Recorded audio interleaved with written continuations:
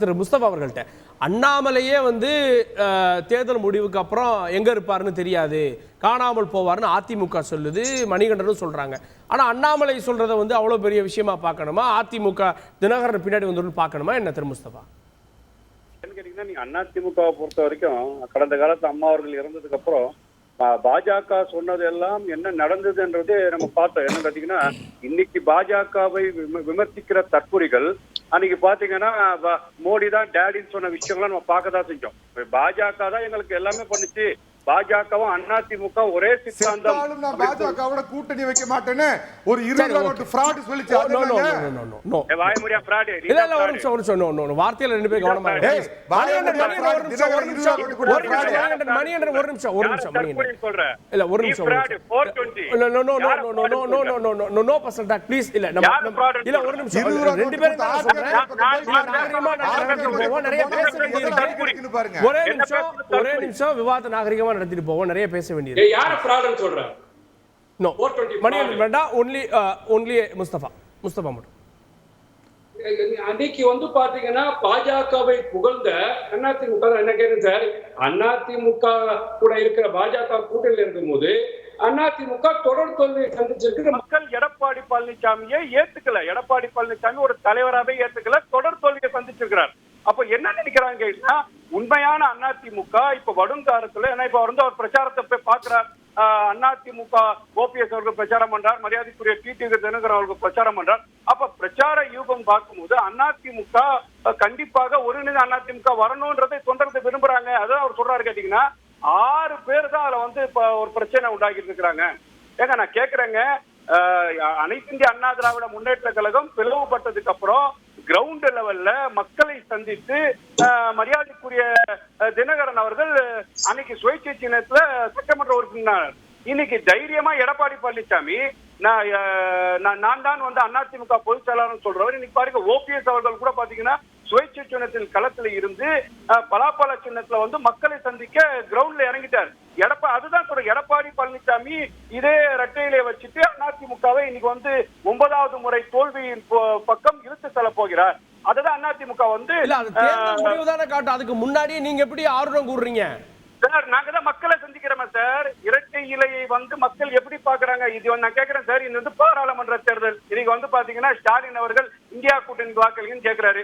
ஓபிஎஸும் தினகரன் அவர்களும் பாமகவும் எனக்கு வந்து பாத்தீங்கன்னா நீங்க வந்து மோடிக்கு வாக்களிங்கன்னு கேக்குறாங்க. எடப்பாடியை நம்பி யாருமே வரலையே சார். அவர் பாத்தீங்கன்னா தேர்தல் களத்துல ரோட்ல நிக்க வைக்கப்பட்டிருக்காங்க. நான் கேட்கிறேன் சார், கூட்டணியில இருந்த பாமகவோ ஜான் பாண்டியனோ ஜி.கே. வாசனோ கடந்த இருக்கக்கூடிய தேவநாத யாதவோ இவங்க எல்லாம் வந்து எடப்பாடி பழனிசாமிய நம்பாம இன்னைக்கு வந்து பாத்தீங்கன்னா இவர் மீண்டும் 9வதா தோக்க போறாரு. ஆனா நம்ம பாஜக இருந்தாச்சும் வந்து நம்ம ஜெயிப்போன்ற களத்துல வரும்போது கூட்டணிகளே நம்பாத மாதிரி அதிமுகவோட கிரவுண்ட் லெவல்ல அதிமுகவுக்கு முந்தைய செல்வாக்கு இல்லைன்னு சொல்ல வரீங்க. நான் என்ன கேக்குறேன், அதிமுக நான் தான்ற கிளைம்ல இருந்து வெளியே வந்து கட்சி தொடங்கி சின்னம் பெற்று போட்டியிடுற தினகரன் பின்னாடி எப்படி சார் அதிமுக போகும்? நான் கேக்குறேன்னா, வேற கட்சிக்காரவர் எதற்காக அமமுகவை உருவாக்குறாங்க கொஞ்சம் யோசிச்சு பாருங்க. அம்மாவின் தொண்டர்கள் கலைந்திடக்கூடாது, அம்மாவின் தொண்டர்கள் சோர்வடைந்தக்கூடாது, அனைத்து இந்திய அண்ணா திராவிட முன்னேற்றம் சின்ன பின்னம் ஆயிடக்கூடாது, அந்த ஆட்சியை தக்க வைக்க வேண்டும் சொல்லும் போது அப்ப தொண்டர்கள் என்ன நினைப்பாங்க?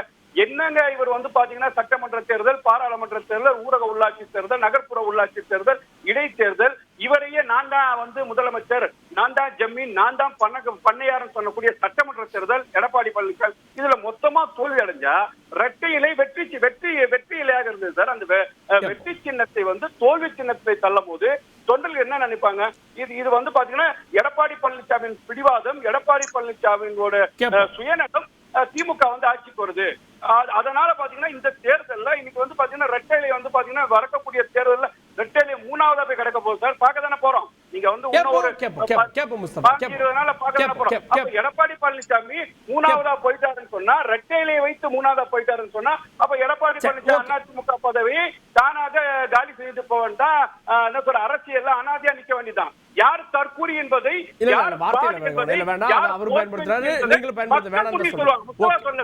மக்கள் முடிவு சொல்லுவாங்க. நான் திரு கலை அவர்கள்ட்ட இதுல வந்து ஆருடம் அப்படின்றத தாண்டி அரசியல் சூழல் களம் அப்படின்றத வச்சு அண்ணாமலை கணிக்கிறார். அவர் சொன்ன மாதிரி தொடர் தோல்விகள் அதிமுக சந்தித்திருக்கிறது. இன்னைக்கு வந்து ரெட்டலையை வந்து இபிஎஸ் இருக்கு, அவர் தான் அதிமுக தான் இபிஎஸ் அப்படின்னு ஒரு முகவரியா இருக்கு. ஒருவேளை தோல்வி அடைந்தா அவருடைய தலைமைத்துவத்துக்கே கேள்வி வராதான்? அதைத்தான் அண்ணாமலை சொல்றாரு.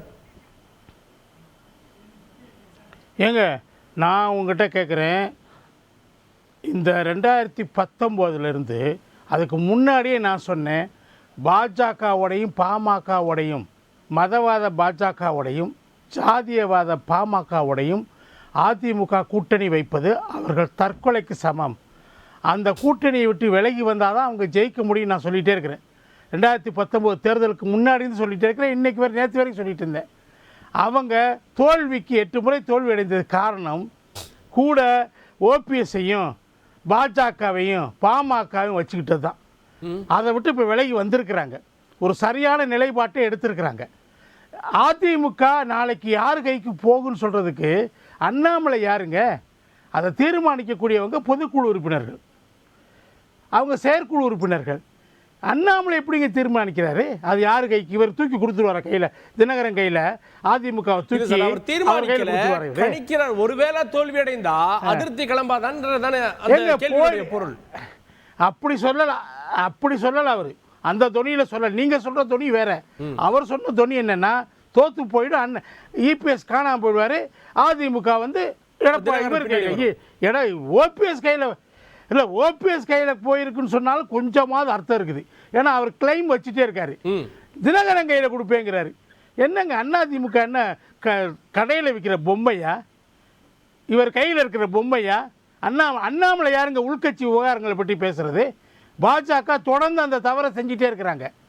கட்சியில் யார் இருக்கணும், யாரை வெளியேற்றணும், யார் கட்சிக்கு விசுவாசமாக இருக்கிறாங்க, யார் கட்சிக்கு துரோகிகளாக இருக்கிறாங்க என்பதை தீர்மானிக்கக்கூடியது, யாரை வைத்துக் கொள்ளலாம், யாரை வெளியேற்ற வேண்டும் என்பதை தீர்மானிக்கக்கூடியது பொதுக்குழு தான். பொதுக்குழு தான் சர்வ அதிகாரம் படைத்தது என்று நீதிமன்றம், உச்ச நீதிமன்றமே சொல்லிடுச்சு.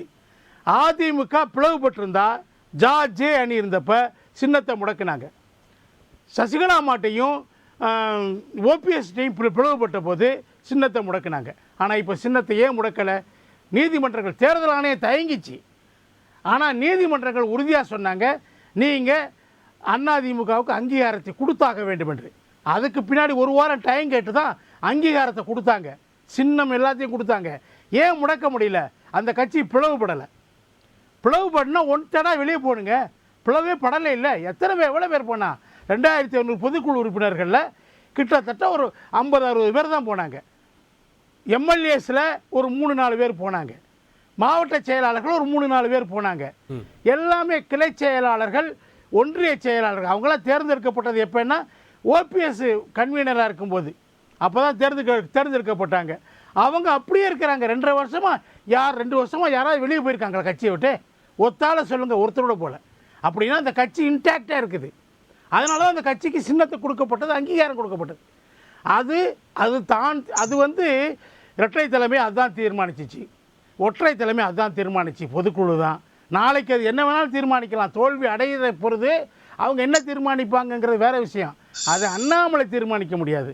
எல்லாரும் ஒன்று சேர்ந்தால் பலமாயிடுவீங்கன்னு சொல்கிறாரு. உங்களோட ஒன்றா சேர்ந்து தானே தோல்வி அடைஞ்சது.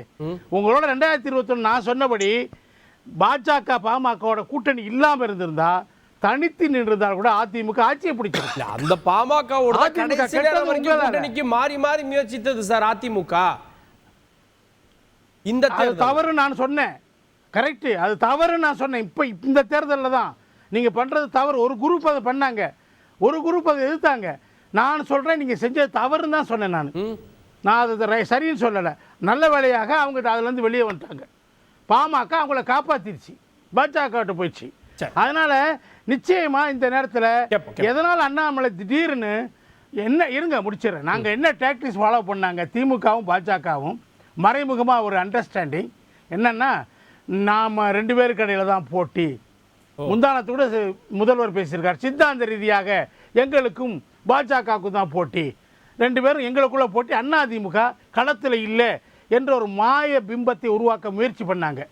தேர்தல் பரப்புரையின் போது தெரிஞ்சு போச்சு அதிமுக பலமாக முன்னுக்கு வந்திருக்குன்னு. நாங்கள் 3000க்கு தான் போக வேண்டிய கட்டாயம் ஆகி போச்சு பாஜகவுக்கு.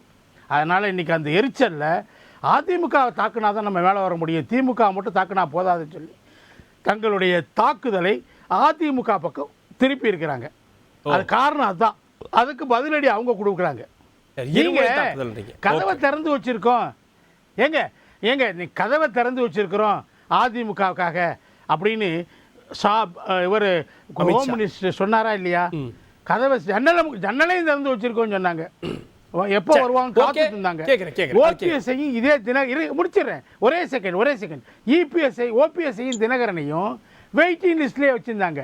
மேடை மேலே ஏற்றவே இல்லை. பிரதமர் வந்து மேடையில் கூட ஏற்ற மாட்டேன்ட்டாங்க.